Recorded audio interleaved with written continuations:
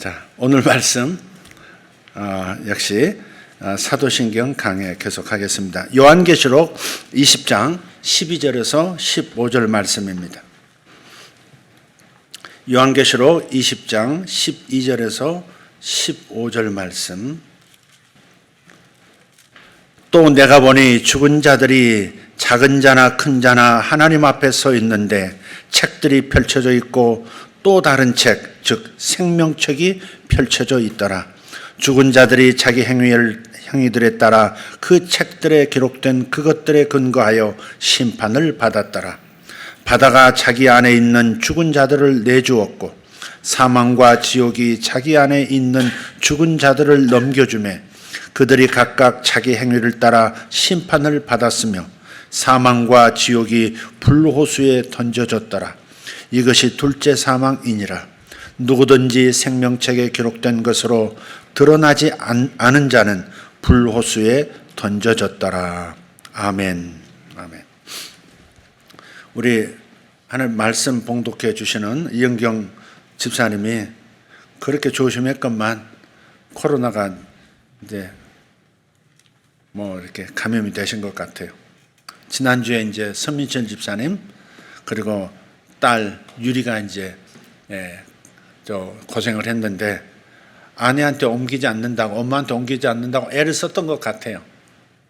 그 이제 목을 써야 하는 이영경 집사님이 목이 지금 가장 지금 안 좋은 상태이신 것 같습니다. 기도해 주시면 좋겠고 빨리 회복되리라고 믿습니다. 다들 금세 넘어가시는 건 같습니다. 이영경 집사님도 속히 회복하기를 바랍니다. 자, 오늘 말씀은 재림과 심판이라고 하는 제목으로 말씀을 나누도록 하겠습니다. 역사관이라는 말 많이 들으시죠? 역사관. 기독교의 역사관은 직선사관입니다. 직선으로 나갑니다. 시작이 있고 끝이 있습니다. 창조로부터 시작해서 타락이 있고 그리고 다시 회복시키는 구속 그리고 재림의 과정을 가지고 앞을 향해서 직선으로 나아가는 그런 직선사관입니다. 윤회사상으로 대표되는 순환사관이 있죠. 이 순환사관을 가진 타 종교와는 다른 관점입니다. 순환할 때 순자라고 하는 말은 돌다 혹은 빙빙 돌다 그런 뜻의 한자입니다. 환도 역시 고리 혹은 돌다의 뜻입니다. 끝없이 돌고 도는 그런 역사관, 그게 윤회사상, 대체적으로 윤회사상이 그렇죠. 그래서 그림 도표를 보시면 알겠습니다만은 기독교의 이근재 목사님 왜 저렇게 해놨어? 저 동그라미도 원도 화살표가 있는 겁니다. 끝없이 도는 겁니다. 사람이 되었다가 제대로 못 살면 그 업에 의해서 다시 짐승으로 떨어질 수도 있고 또 더 떨어질 수도 있고 좋은 사람이 좋은 생을 살면 다음 생에서 또 좋은 생을 또 살고 또 그러다가 이렇게 해탈도 할 수 있고 그런 순환사상. 기독교 사관은 직선사관 이렇게 처음 있고 끝이 있다. 이렇게 돼 있다 하는 것을 기억하시면 되겠습니다. 그래서 기독교에서 역사라고 하는 것은 창조로 시작해서 심판을 향해 전진합니다. 주님께서 재림하셔서 심판하심으로써 역사가 완성되고 끝을 맺는다. 이렇게 보는 종말론적 역사관입니다. 그래서 기독교적 역사관은 이처럼 분명한 목적과 방향성이 있습니다. 사도신경에서 저리로서 산 자와 죽은 자를 심판하러 오시리라. 오늘 이 부분인데요. 이 문구는 예수님의 재림을 믿는다라고 하는 문구입니다. 예수님의 재림과 심판을 믿는다는 고백이에요. 성경에는 재림이라는 단어가 나오지는 않습니다. 재림, 다시 임하신다, 다시 오신다 하는 겁니다. 근데 이 단어가 나오지 않고 어떤 단어들로 표현되냐면 강림 혹은 나타나심, 다 보이시나요? 나타나심, 드러나심 혹은 오심 등의 단어들로 표현하고 있어요. 또 구약에서는 주님의 초림과 재림을 다 여호와의 날이라고 표현해서 두 사건을 거의 하나의 사건으로 봅니다. 그러니까 초림은 2000년 전 예수께서 인카네이션, 육신을 입고 이 땅에 나타나신 하나님의 아들의 모습, 그게 바로 초림입니다. 첫 번째 오심. 재림은 다시 한번 이 땅에 나타나심. 그래서 재림이라고 말하는 거예요. 근데 이 두 사건을 성경에서는 이상하게 거의 한 사건처럼 표현해요. 구분이 잘 안 될 때가 있어요. 사진 하나 보겠습니다. 중국에 있는 산인데요. 황산이라고, 이렇게 선명하지 않죠?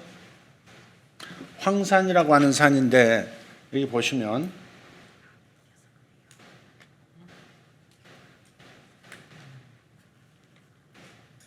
여기 황산에 가까이 있는 산입니다.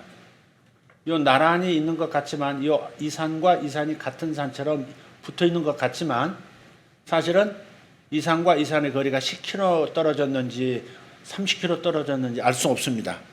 그러나 적어도 이 사진에는 이 앞에 있는 가까운 산과 뒤에 있는 산이 한 면에 그대로 표현이 되고 있죠. 그러니까 사진도 그렇지만 우리의 망막이라는 것이 이 3차원 세계, 이 공간과 시간이 3차원 세계를 이렇게 2차원으로 받아들인다는 거예요. 이게 2차원, 면이니까 2차원이지 않습니까? 분명히 거리가 있는, 앞과 뒤가 있고 위가 있고 아래가 있는데 여기에 분명히 입체인데도 불구하고 이 사진 안에서는 다시 한번 2차원 면에서 3차원이 표현되고 있다 이 말이에요. 그런 것처럼 요 앞에 있는 거 요거 저 멀리 있는 산 요것이 예수님의 초림이라고 한번 생각해 봅시다. 2000년 전 이 땅에 오셨을 때. 그리고 요거는 곧 다시 오실 재림 예수님이라고 생각하면 되겠습니다.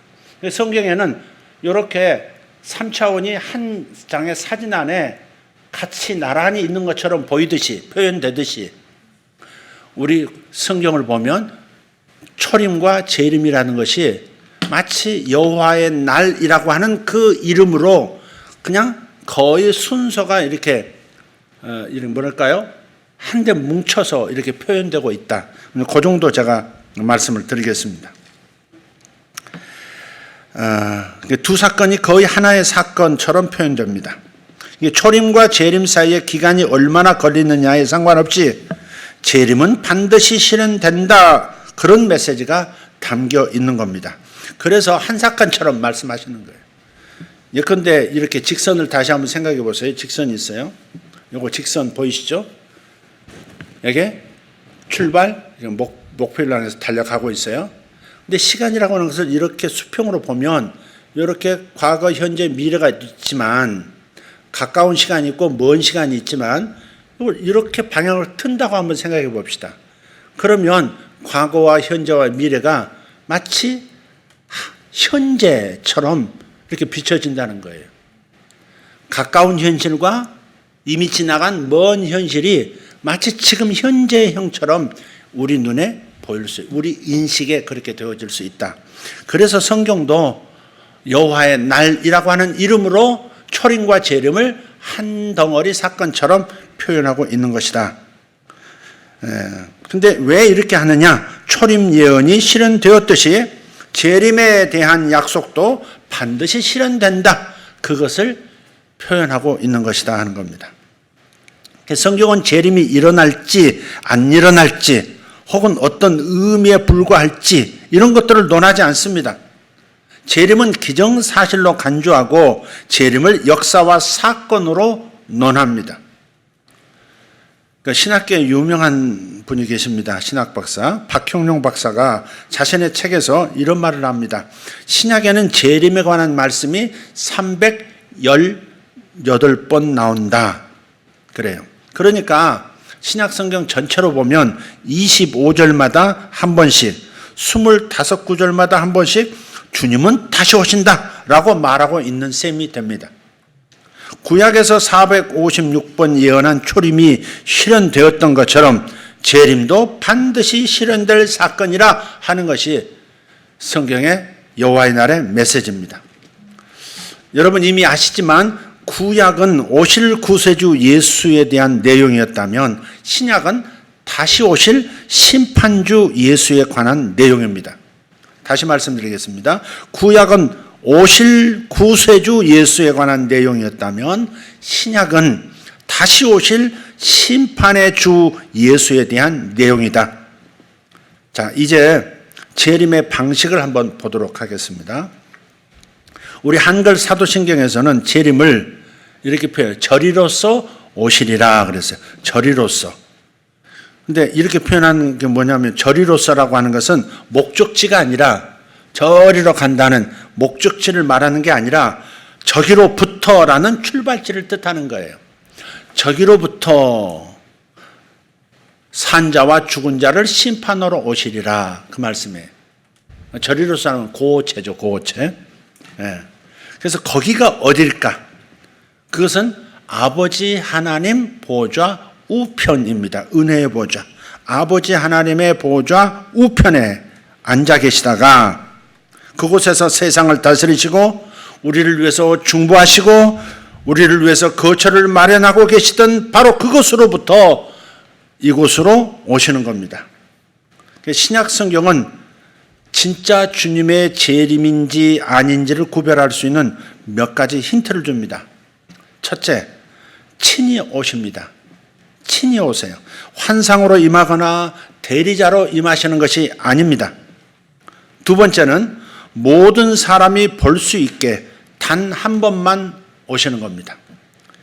그냥 단 한 번에 지구촌에 있는 모든 사람들이 동시에 다시 오시는 주님을 경험할 수 있도록 모든 사람이 볼 수 있게 단 한 번만 오시는 거예요. 몇몇 사람만 아는 비밀스러운 방식으로 오시지 않습니다. 세 번째, 승천하실 때 그 몸을 그대로 가지고 오십니다. 이게 중요한 분별입니다. 승천하실 때 사도행전 1장 11절에 그 제자들이 보는 가운데 승천하시던 그 몸을 그대로 가지고 오신다. 네 번째, 큰 영광 가운데 오신다. 이렇게 마태복음 24장에서 말씀하고 계세요. 그래서 이 네 가지 구별의 방식인데요. 힌트인데요. 이러한 방식에서 하나라도 어긋난다면 그것은 주의 재림이 아닙니다. 가깝게 표현하자면 자신을 재림주라고 칭하면서 사역하는 사람들이 적지 않습니다. 한국에만도 재림예수라고 자칭 재림예수가 여지껏 있다가 죽은 사람까지 포함해서 약 60여 명이 된다고 해요. 근데 그들은 하나같이 다 비밀리에 재림했다고 주장합니다. 그래서 비밀 얘기를 참 많이 합니다. 여기 오면 비밀, 성경의 비밀을 가르쳐준다. 그래서 비밀로 기록되어 있다.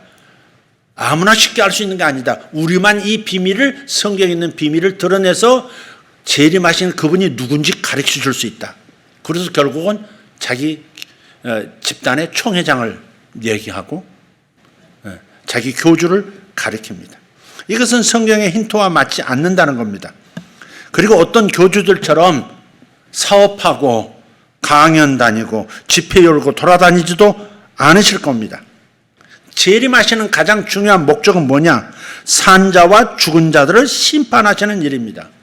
저리로서 산자와 죽은 자를 심판하러 오시리라.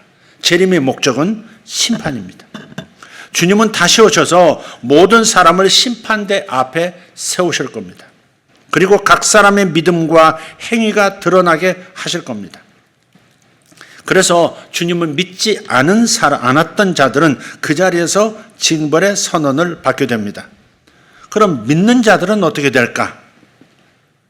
이에 대한 얘기는 웨스트민스터 대유리 문답 90번을 보면서 살펴보도록 하겠습니다. 이 웨스트민스터 대유리 문답이라고 하는 것은 장로교단에서, 기존 장로교단에서 세례받는 성도들을 교육하기 위해서 만든 질문 그리고 답하는 형식으로 만든 이 문서입니다. 그래서 90번을 보면 이렇게 질문하고 답을 말합니다. 심판날에 의인들에게는 어떤 일이 일어날 것입니까? 답입니다.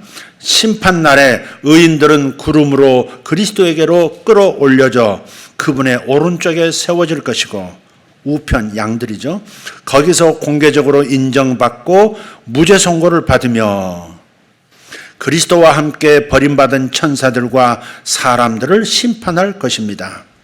그리고 하늘로 영접되어 모든 죄와 비참함으로부터 완전히 그리고 영원히 자유하게 될 것이며, 그렇죠. 이 땅에 있는 동안에는 영은 깨끗함을 받았어도 이 땅에 육체를 가지고 살면서 여전히 죄로부터 시달림을 받고 그로 인해서 비참한 삶을 살 수도 있는, 그것이 인간의 현실입니다. 그래서 하늘로 부활하여 하늘로 들어감으로써 완전히 그리고 영원히 자유하게 된다는 겁니다. 죄와 죽음으로부터 영원히 자유하게 되는 겁니다. 셀 수 없이 많은 성도들과 거룩한 천사들의 무리 가운데서 특히 성부 하나님과 우리 주 예수 그리스도와 성령을 영원토록 직접 보고 즐기면서 상상할 수 없는 기쁨으로 충만하게 될 것이며 몸과 영혼 둘 다 완전히 거룩하고 행복하게 될 것입니다. 이것이 보이지 않는 교회의 회원들이 부활과 심판날에 그리스도와 함께 영광 중에 누릴 완전하고 충만한 교제입니다. 아멘이십니까? 이것이 우리의 약속입니다. 다시 강조합니다. 주님은 왜 재림하시는 것일까요?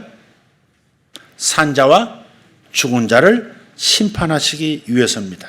정확하게 말하면 예수께서 오실 때 살아있거나 혹은 죽은 자들, 즉 모든 사람을 심판하시는 것이 목적입니다. 오늘 본문 요한계시록 20장 13절을 보겠습니다. 바다가 자기 안에 있는 죽은 자들을 내주었고 사망과 지옥이 자기 안에 있는 죽은 자들을 넘겨주매 그들이 각각 자기 행위를 따라 심판을 받았으며. 아멘. 주님께서 모든 사람을 믿음의 근거에서 의인과 악인으로 구분하십니다. 의인으로서 초대에 믿음으로 응한 사람은 천국에, 믿지 않음으로 응하지 않은 자는 지옥에 가게 됩니다. 그리고 이 심판은 완전한 심판입니다.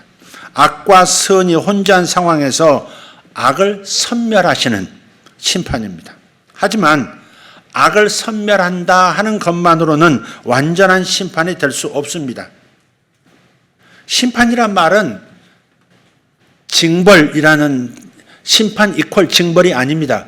심판은 이렇게 판단이라는 판단.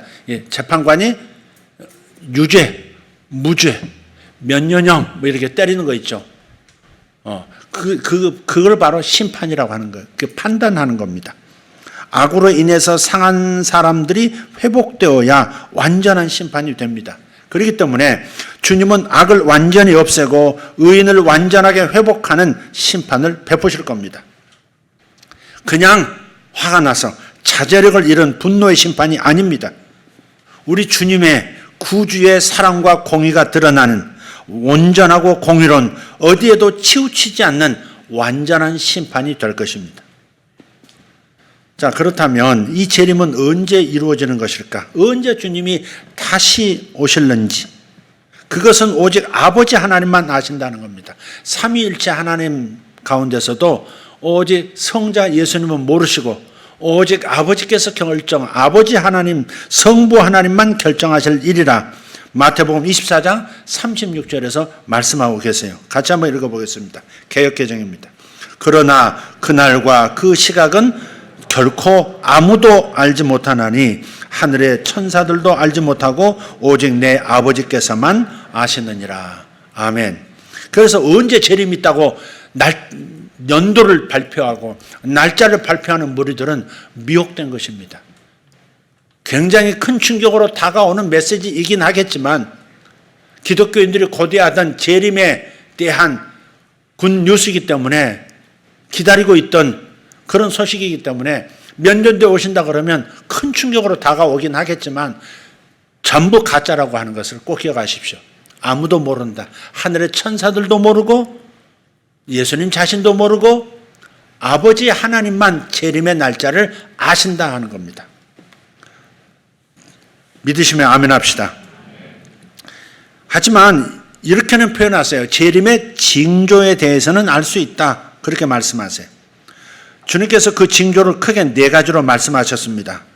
첫째, 적그리스도와 거짓 선지자들이 출현합니다. 적그리스도는 하나님의 나라에 대해서, 그리스도에 대해서 대항하는, 강력한 힘을 가지고 대항하는 세력, 그 수교를 말합니다.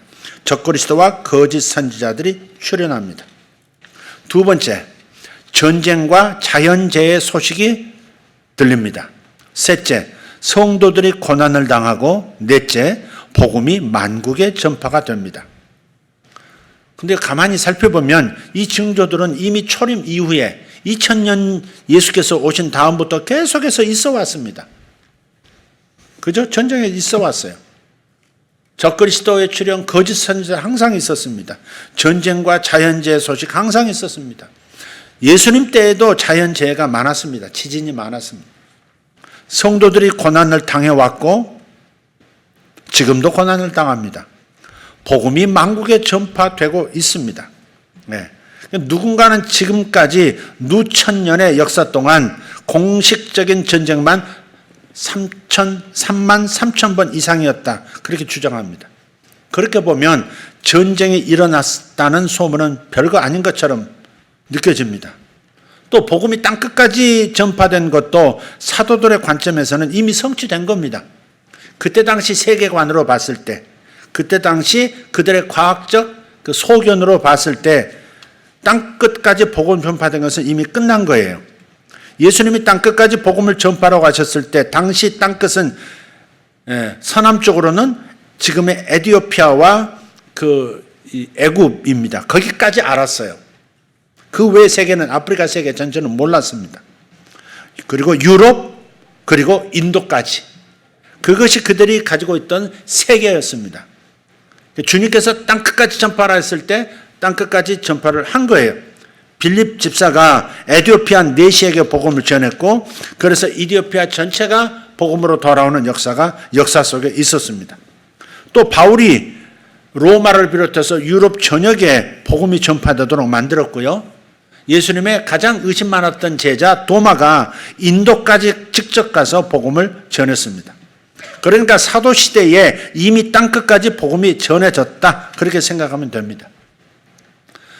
그런데 오늘날 우리가 미전도 종족에게까지 복음을 다 전하면 주님이 오시는가 하는 문제. 그래서 이것은 다른 차원입니다. 요즘은 온라인이 땅끝이다 그렇게 주장하는 사람들도 있고요. 지금 막 태어난 유아들이 땅끝이다 그렇게 주장하는 분들이 있고요. 예수에게서 멀어진 청년 세대, 그게 오늘날의 땅끝이다 그렇게 주장하는 분들도 있어요. 복음을 열심히 전해야 하는 것은 맞지만 그것은 아마 끝이 없을 듯해요. 어디가 땅끝이냐라고 하는 규정은 시대가 넘어갈수록 새로운 그 경계선이 정해질 것 같습니다.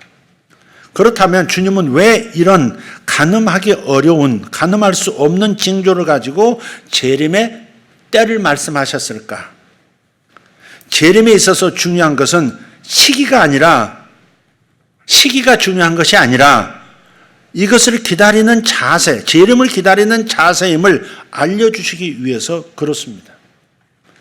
항상 전쟁의 소식이 있고, 항상 자연재해가 있고, 항상 성도들이 고난받는다는 소식이 여러 나라에서 들리고, 복음이 계속해서 만국에 전파되고 있는 이 상황, 이것을 가지고 재림이 언제다, 이제 끝이 다가왔다 이렇게 말할 수 있는 것이 목적이 아니라, 그게 목적이 아니라 재림을, 주님의 다시 오심을 어떻게 기다려야 할 것인가에 대한 우리의 태도, 자세가 중요하다는 것을 알려주시기 위한 것이다.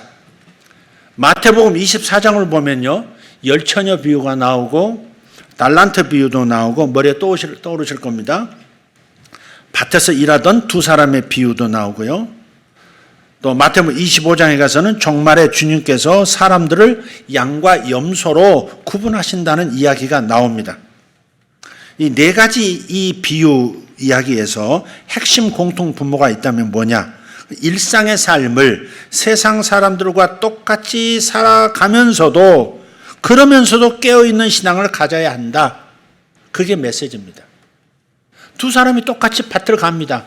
근데 그 중에 한 사람은 들림받고 한 사람은 버려둠을 당합니다. 그죠? 양과 염소 말씀하실 때 그 앞에서 열처녀 비유에서도 마찬가지입니다. 똑같이 졸며 잘새, 신랑을 기다리는 그 10명의 처녀가 다 같이 피곤해서 기다리다가 피곤해서 잡니다. 그런데 신랑이 온다 하는 소리를 듣고 벌떡 일어나서 준비해서 나가는 사람이 있는가 하면 준비 제대로 못해서 다친 뒤에 열어달라고 아우성치는 5 처녀도 있다. 그렇게 표현하고 있습니다. 그러니까 이 모든 이야기들의 공통 분모, 일상의 삶을 세상 사람들과 똑같이 살아간다. 노아의 시대도 그랬고 지금도 똑같다는 거예요. 먹고 마시고 시집가고 장가가고, 이거 얼마나 인생의 중요한 문제들입니까? 이렇게 삶을 이어가야 되는 거 아닙니까? 이 당연한 것을 왜 종말의 징조, 종말에 이런 일이 일어난다고 말씀을 하시는 거냐 이 말이죠. 근데 종말에만 일어나는 게 아니라 노아 시대 때도 그랬다는 거예요. 먹고 마시고 시집가고 장가가고 그랬다는 거예요. 그러니까 그때나 이때나 이렇게 일상의 삶을 우리가 똑같이 세상 사람들과 똑같이 살아가는 거 맞다. 그러나 깨어있는 마음이어야 한다. 졸며 다 자더라도 신랑이 온다 그 소리를 일찍 들을 수 있는, 즉시 깨어날 수 있는 깨어있는 마음을 가지고 깨어있는 자세로 그런 신앙으로 살아가야 한다. 이게 공통분모입니다. 자, 이제 다시 오늘 본문의 말씀으로 돌아가서 오늘 설교를 정리하도록 하겠습니다. 요한계시록 20장 12절입니다. 같이 읽읍시다. 또 내가 보니 죽은 자들이 작은 자나 큰 자나 하나님 앞에 서 있는데 책들이 펼쳐져 있고 또 다른 책, 즉 생명책이 펼쳐져 있더라. 죽은 자들이 자기 행위들에 따라 그 책들에 기록된 그것들에 근거하여 심판을 받았더라. 심판할 때, 이 심판의 때 하나님 앞에 2개의 책이 있다는 거예요. 하나님의 심판주이신 주님이 계시고 심판을 받는 모든 사람들이 있습니다. 그런데 심판주이신 주님과 모든 인생들 사이에 두 권의 책이 있다는 거예요. 2개의 책이 있어요. 하나는 행위를 기록한 책이고 다른 하나는 생명책입니다. 2권의 책이 있어요. 그런데 15절 하반을 보면, 오늘 본문 15절 뒷부분을 보면 생명책에 기록되지 않은 사람들이 다 심판을 받는다 하는 것을 알 수 있습니다. 죽은 자들이 자기 행위들에 따라 그 책들에 기록된 그것들에 근거하여 심판을 받았더라. 그렇다면 생명책에 기록된 사람들은 행위를 근거로 심판을 받지 않는 것일까? 이거 우리 기독교 구원론 가운데 매우 중요한 주제거든요. 생명책에 기록된 사람들, 예수 믿고 생명책에 이름이 기록된 사람들, 저와 여러분, 행위를 근거로 심판을 받지 않는 것일까요? 성경에는 그렇지 않게 생각되는 구절이 있습니다. 마치 행위를 따라서 또 심판을 다시 받는 것처럼, 생명책에 이름이 있어도 행위를 가지고 또 심판을 또 받는 것처럼 생각되게 만드는 구절이 있어요. 요한복음 5장 29절입니다. 선을 행한 자들은 생명의 부활로, 악을 행한 자들은 정죄의 부활로 나오리라. 왼쪽, 선을 행한 자는 생명의 부활, 이건 양이죠. 악을 행한 자는 정죄의 부활로, 염소들이죠. 이 구절을 보면 분명히 행위를 따라 심판을 받는 것이 맞습니다. 그렇다면 우리의 행위는 선한가요? 선하지 않을 가능성이 큽니다. 당장 저부터요. 선하지 않을 가능성이 우리는 매우 많습니다. 그렇다면 우리도 심판을 받게, 정죄의 심판을 받게 되는 것일까요? 예수 믿어도 다시 정죄받고 불못으로 떨어지는 것일까요? 이거 잘 해결해야 합니다. 여기서 선을 행한다라고 했는데 선한 일이 무엇인지 아는 것이 참 중요해요. 선한 일, 선을 행한 자 그랬죠? 이 선한 일이 뭐냐 하는 거예요. 빌립보서 1장 6절로 가서 보면 선한 일이 나옵니다. 여기는 착한 일이라고 되어 있는데 이 선한 일, 본문에 나오는 이 요한복음 5장 29절에 나오는 선한 일, 그리고 빌립보서 1장 6절에 나온 착한 일, 이게 다 원어로 보면, 헬라어로 보면 아가손, 이렇게 아가손, 아가도스 이렇게 되어 있어요. 아가손이라고 되어 있어요. 이게 뭐냐? 너희 안에서 착한 일, 아가손을 시작하신 이가 그리스도 예수의 날까지 이루실 줄을 우리는 확신하노라 그랬어요. 여기 빌립보서에서 착한 일은 뭘까? 우리 안에서 착한 일을 시작하신 그 일이 뭐죠? 예수 그리스도를 믿는 것입니다. 우리를 위해서 모든 구원을 십자가를 통해서 부활을 통해서 완성시켜 우리에게 안겨주시는, 거저 안겨주시는 바로 그 일, 예수 그리스도를 믿는 것이 바로 빌립보서에서 말하는 착한 일, 아가손입니다. 이 아가손이 요한복음 5장 29절에서도 아가손이다 이 말이에요. 그러니까 선한 일을 행한 자들은, 예수 믿는 이 선한 일을 행한 자는 생명의 부활로, 악을 행한 자들은 정죄의 부활로 나오리라. 응하지 않는 자들은 정죄로 나간다 이 말이에요. 여기 빌립보서에서 착한 일은 뭐라고요? 예수 그리스도를 믿는 것이다. 그런데 이 선한 일, 이 착한 일은 내가 하는 것이 아닙니다. 빌립보서의 말씀에 오면 내가 하는 게 아니에요. 너희 안에서 착한 일을 시작하신 이 그랬잖아요. 그러니까 시작도 주님이 하시고 그리스도 예수의 날까지, 재림 때까지 이루실 줄을 우리는 확신한다 그랬어요. 이루시는 분도 주님이세요. 내 안에서 선한 일을 시작하신 일도 주님이 하신 것이고, 그리고 완성시키는 일도 주님이 하시는 일이에요. 내 영을 완벽하게 의인으로 만드신 일을 시작하신 그분이 나의 마음의 성화도 이루어 가시고, 훗날 재림하실 때 우리가 영원히 죽지 않는 몸을 입는 부활의 몸에 이르는 것도 바로 그분이 하신다 하는 겁니다. 그렇기 때문에 행위로 심판을 받지 않는다고 할 때에 그 행위는 우리의 행위가 아니라 주님의 행위인 셈입니다. 우리는 주님께서 행하신 이 착하신 일, 이 선한 일로 생명책에 기록되었고 그로 인해서 구원을 얻는 줄 믿습니다. 그러나 믿지 않는 자들은 그들이 행한 일로, 그 믿지 않은 그 일로 인해서 심판, 정죄의 부활을 받게 되는 겁니다. 이것이 종말의 심판입니다. 그러므로 종말이 다가옴을 볼수록 우리는 무엇보다도 먼저 가장 중히 여기고 붙잡아야 될 진리는 뭐냐? 십자가의 은혜를 깊이 깨닫는 겁니다. 계속해서 십자가의 은혜를 깨닫는 겁니다. 그분이 나를 위해서 대신 죄인이 되어서 죄점을 지시고 법적으로 완전히 정리해 주셨다는 이 사실, 하나님 앞에서 나를 다시 정죄받지 않도록 일사부재리의 원칙에 의해서 하늘법정에서 다시 예수에게 내려진 그 죽음의 형벌, 저주의 형벌이 다시 소환되어서 내가 다시 받아야 되는 그런 일이 없도록 십자가에서 완벽한 구원을 다 이루셨다는 사실을 늘 묵상하면서 감사하면서 그걸 붙들고 확신하면서 살아가는 겁니다. 이게 가장 중요한 거예요.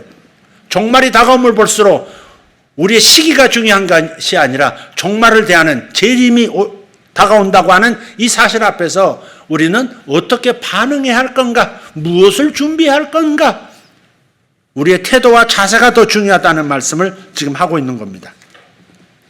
그리고 이 십자가를 통해서 받은 은혜의 믿음을 더욱 견고하게 해야 합니다. 그것이 바로 종말을 준비하는 자세입니다. 여러분은 종말이 오기를 고대하십니까? 이 세상에 종말론이 참 많아요. 경제의 종말론.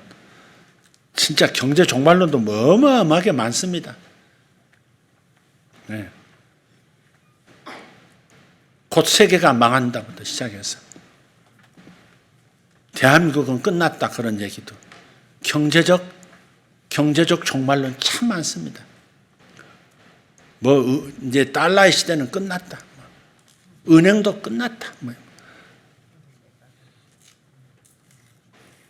그 경제적인 종말론만이 아니라 이러한 인생의 우주적 이 종말, 그야말로 성경이 말하는 종말도 너무 다양한 종말론들을 가지고 사람들에게 충격을 주고 그 충격을 통해서 자기 영역으로 끌어들이려는 그런 세력들이 너무 많다는 겁니다. 그렇지만 우리는 종말이 오기를 고대해야 합니다. 만약에 오늘 주님이 오신다면 여러분 어떠실 것 같아요? 오늘 말고 조금 더 있다가 오시면 좋겠다. 저 아직 승진도 못 했는데요. 저 아직 결혼도 못 했는데요. 여러 가지 이유가 있겠지만 조금 더 있다 오시면 좋겠다. 그런 생각을 하는 사람이 있을 수 있습니다.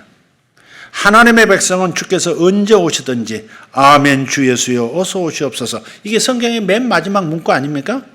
아멘 주 예수여 어서 오시옵소서라고 고백할 수 있는, 그렇게 하루하루를 살아야 할 줄 믿습니다. 그렇습니다. 사실 이 땅에 아무리 좋은 곳이 있어도 그것도 금세 지나갑니다. 이 또한 지나가리라 입니다. 결국 가만히 생각해보고 또 생각해보면 결국은 하나님밖에 없습니다. 내 사랑하는 사람들이 곁에 있어서 늘 고맙고 감사하고 나골두리며 살지만, 그러나 마지막에는 단독자로서 하나님 앞에 1대1로 대면하는 것 외에는 없습니다. 제가 엊그제 80이 넘으셨는데 조금 건강이 좋지 않은 상태이신지라 이렇게 힘겨워하시는 어떤 분을 좀 뵙고 인사를 모처럼 드리고 왔습니다. 근데 그분 말씀이 그래요. 내가 하나님 앞에, 주님 앞에 한 일이 없어서 어떻게 서야 될지 모르겠다고. 그게 걱정이라고. 세상에서 높은 권세를 가지셨던 분이세요. 많이 누리셨을 거예요. 큰 권세도 부려보셨을 거고 큰 힘의 그런 세계 속에서 살아보신 분이에요. 그런데 그분의 입에서 내가 주님 앞에서 전도도 많이 못하고 내가 어떻게 주님 앞에 서야 될지 모르겠다고. 그 말이 우리의 지혜가 있는 사람은 이걸 생각하는 거죠.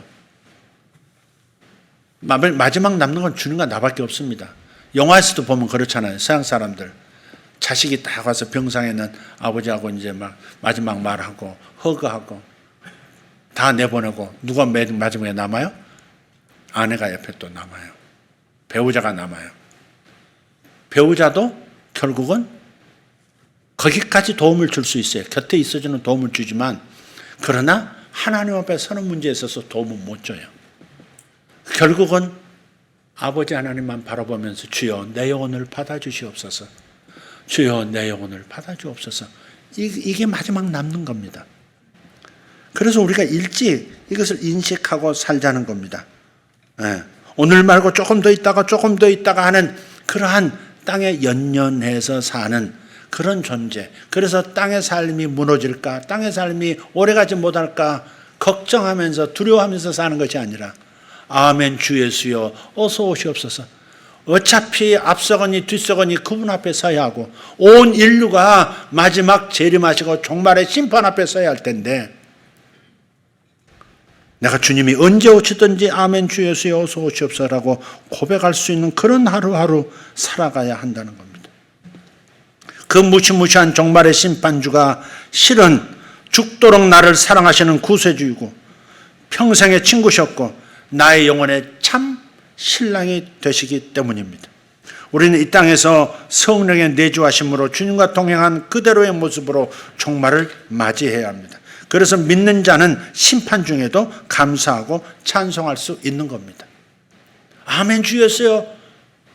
어차피 주님 앞에 가야 하는 것, 바로 그 세계로 들어가야 완전한 자유, 영원한 자유에 이르게 되는 건데 아멘 주 예수여 오시옵소서.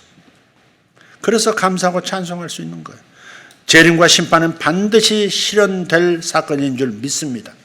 성경이 증명하고 있고 오늘날의 징조들도 힌트를 주고 있어요. 이 재림은 주님이 언제 오시는지가 중요한 이슈가 아니라 일상 중에 도둑이 오듯이 맞이하게 되리라 하는 것이 주님의 경고입니다. 그렇다면 어떻게 준비해야 할까? 무엇보다 먼저 십자가의 은혜를 깊이 깨달으시길 바랍니다. 날마다 깨달으시길 바랍니다. 생명책에 기록된 자만이 구원을 받습니다. 그리고 받은 달란트를 활용해서 부지런히 하나님 나라를 위해서 살아야 합니다. 또 하나님의 말씀을 순종하는 것이 삶의 목적이 되어야 합니다. 그것이 바로 깨어있는 사람의 특징입니다. 더 나아가서 주님의 오심을 고대하시길 바랍니다. 생명책에 이름이 등재된 사람이라면 이렇게 종말을 준비하시면 되는 겁니다. 무시무시한 심판이 일어나게 되겠지만 종말에도 찬송할 수 있는 이유가 우리에게 있습니다. 심판주로 오시는 분이 나를 위해서 충부하시는 구세주이시고 내 안에 함께 하시는 보혜사이시기 때문입니다. 그래서 심판이 다가오더라도, 종말이 다가오더라도, 재림이 가까웠다 할지라도 두려워할 이유가 없는 겁니다. 심판주 그분이 사시는 나를 사랑하시는 그분이기 때문에, 생명책에 이름을 기록해 주신 그분이기 때문에, 당신의 피로 제 이름을 생명책에 기록해 주신 그분이기 때문에 우리는 두려움 없이 아멘 주 예수여 어서 오시옵소서 할 수 있어야 합니다. 그게 깨어있는 신앙이다 하는 겁니다. 기도하겠습니다. 하나님 고맙습니다. 오늘 저리로서 산 자와 죽은 자를 심판하러 오시리라, 이 재림과 심판에 관한 기본적인 교리의 말씀을 다시 한번 들었습니다. 우리 신앙의 뼈대가 제대로 서기를 원합니다. 미혹당하는 인생 하나도 없기를 바랍니다. 쓸데없는 거에 마음 졸여 살지 말게 하시고, 또 잠깐 있다 없어질 거에 치심하며 살지 말게 하시고, 영원한 것을 바라보고 영원한 것을 우리에게 큰 상급으로 안겨주실 하늘 위를 바라보는 보좌 우편에 앉아 계시는 주 예수 그리스도, 우리의 구세주이시면서 심판주이신 그분을 바라보는 그러한 자세로 돌아가게 하여 주시옵소서. 주여 우리의 신앙을 새롭게 하여 주시옵소서. 근본으로 다시 돌아갈 수 있도록 도와주시옵소서. 예수님의 이름으로 기도하옵나이다. 아멘.